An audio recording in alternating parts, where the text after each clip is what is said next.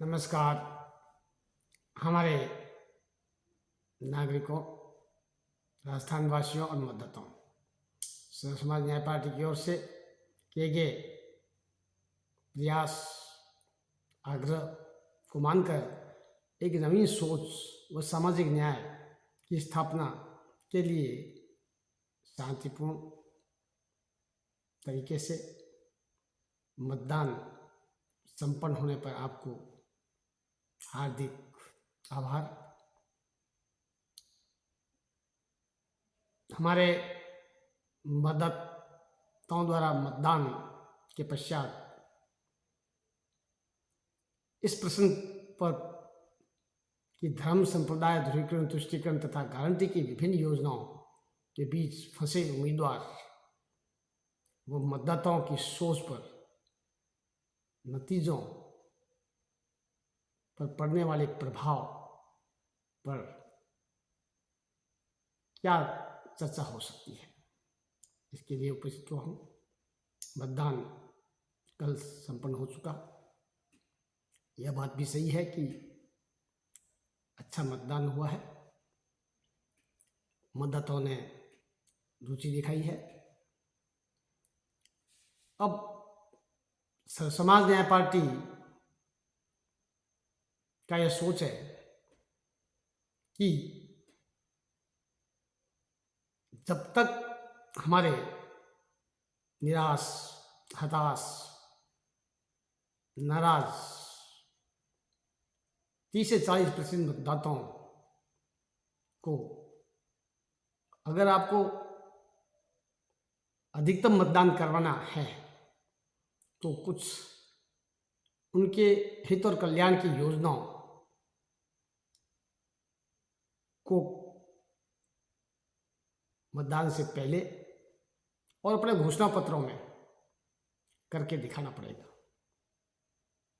उनको विश्वास में लेना पड़ेगा कि ये दोनों बड़ी पार्टियों की कोई सरकार यदि शासन में आती है तो कुछ कर सकती है। भाइयों और बहनों, हमारे इस सोच से सहमत होकर कुछ योजनाएं बड़ी पार्टियों द्वारा चाहे वो गारंटी के रूप में लाई गई हो, क्योंकि वचन और संकल्पों का प्रभाव आमजन के मन मस्तिष्क से कमजोर हो चुका था। लेकिन इन गारंटियों का विश्वास कर हमारे मतदाताओं ने इन दोनों बड़ी पार्टियों को एक और अवसर दिया है और यह बताया है कि हम किस पक्ष को स्वीकार करते हैं, किस को अस्वीकार करते हैं। हमने संभवतः सुना हो तो यह भी अपना विचार चर्चा में बताई थी कि दोनों बड़ी पार्टियों द्वारा टिकट बंटवारे के वक्त युवा और महिलाओं को भागीदारी पर्याप्त न देने से उनमें आक्रोश बढ़ेगा या फिर पुराने नेताओं के बीच बगावत होगी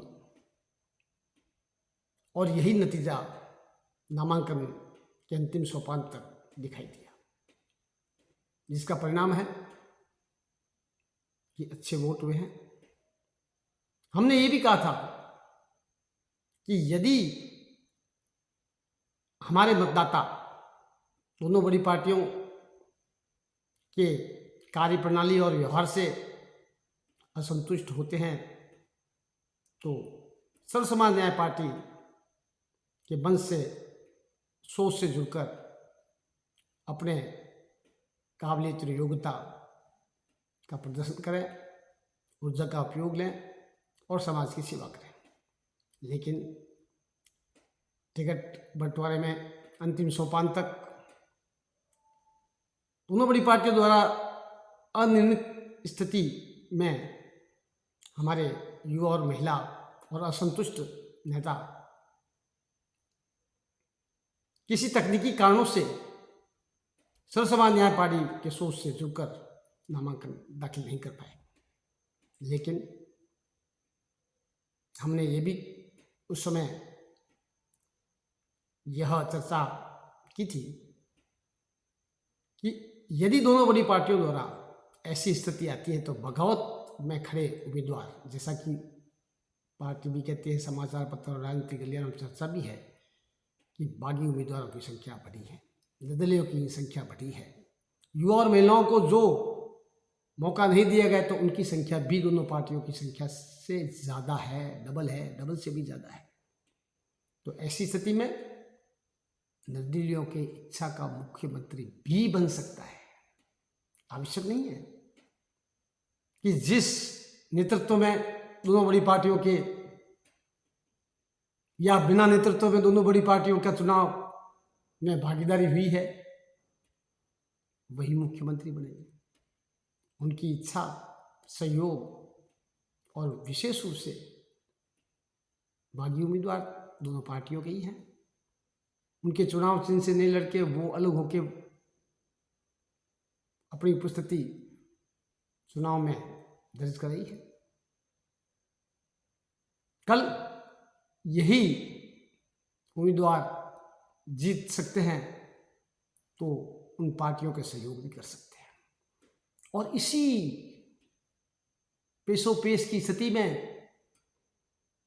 इसी सोच की भागीदारी में न आने के कारण सर्व समाज न्याय पार्टी ने